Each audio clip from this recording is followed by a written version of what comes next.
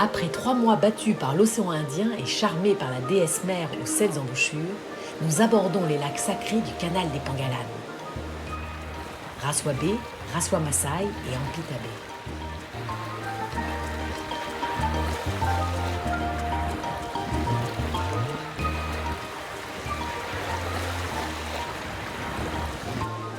Nous y avons rendez-vous avec Angélique Decamp, qui tente désespérément, avec son mari Stéphane, de protéger la dernière forêt primaire de la côte Est, la forêt de Vohibol.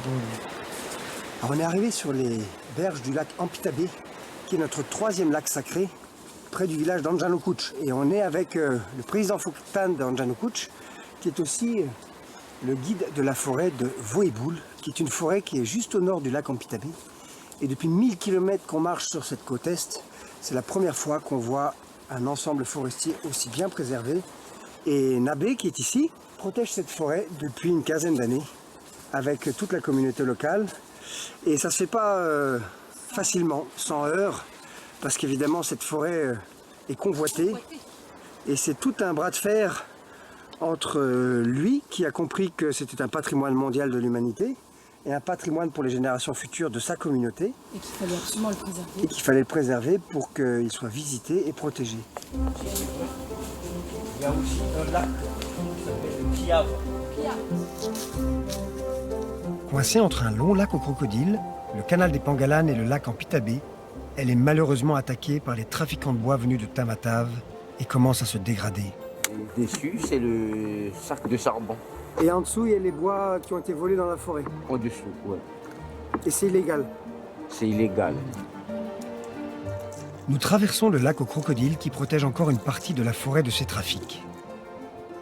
Et dans cette zone préservée, nous attend un spectacle exceptionnel. Ce qu'on fait là, c'est le circuit découverte. Circuit découverte, il faut chercher. Cherche. C'est trop superficiel là.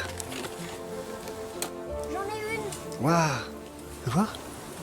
Oh mais oui, t'as trouvé une petite grenouille. Vous la voyez, Nabé? Le Guibemantis.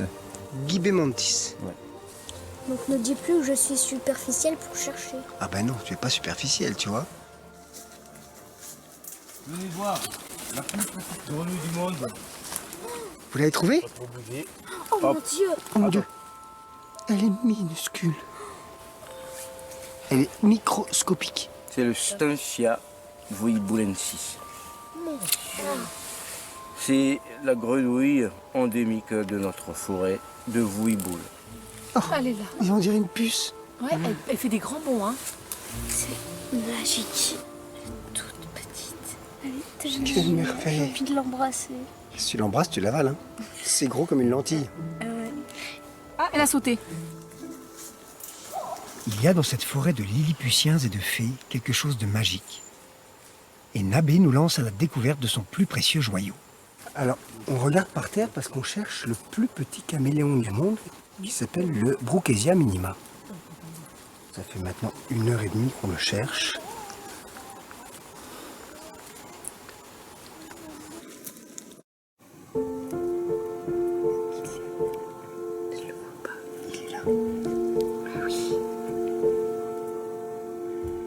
Honnêtement, si je savais pas que c'était un caméléon, je dirais que c'est une fiente d'oiseau, une brindille. Je pense qu'il mesure 1 cm de 3 cm. Il mesure 3 cm. Extraordinaire. Tellement fragile, tellement vulnérable, qu'il y a une sorte de fascination là, moi. Je serais prêt à passer toute la journée à le regarder. Mais il faut bien le laisser tranquille. Et c'est peut-être la dernière fois qu'on le voit. Je sais pas quand est-ce qu'on reviendra ici. Je sais pas si la forêt existera toujours. C'est extraordinaire de voir ces choses-là. La fragilité de ces petites merveilles nous frappe en plein cœur. Nous mettons Madatrek entre parenthèses pendant 1 mois. Avec Angélique, nous créons une association pour protéger la forêt. Nous faisons venir le ministre du Tourisme et celui de l'Environnement qui nous en accorde la gestion.